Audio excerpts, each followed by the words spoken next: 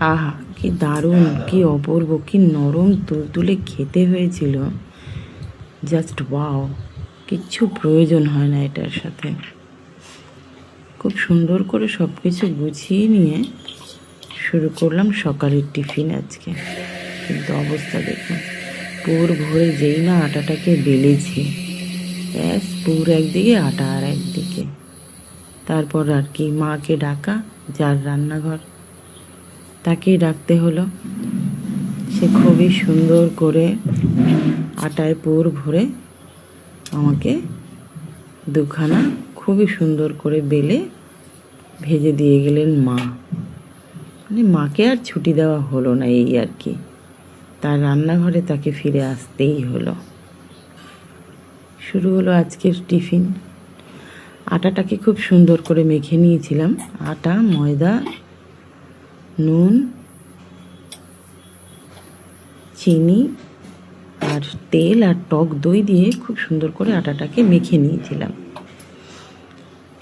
আর পুরটা করেছিলাম পেঁয়াজ, রসুন, ধনেপাতা, কাঁচা লঙ্কা, চিজ, গোলমরিচের গুঁড়ো দিয়ে সুন্দর করে একটা মিক্সচার তৈরি করে নিয়েছিলাম। বেশ ভালো, খুবই সুন্দর।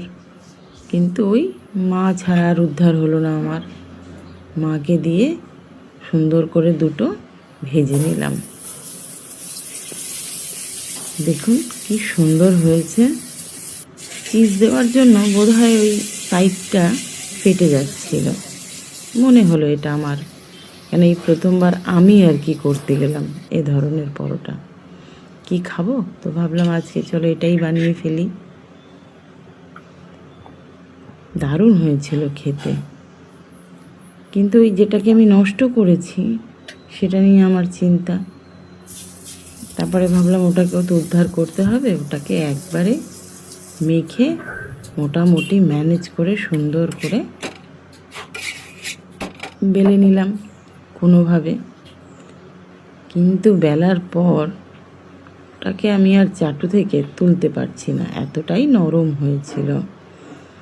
সব মিলিয়ে মিশিয়ে মাখাটা বেশ দারুণ হয়েছে। দেখতে কি সুন্দর হয়েছে দেখুন, চাটু থেকে তুলতেই পারছি না ওটাকে।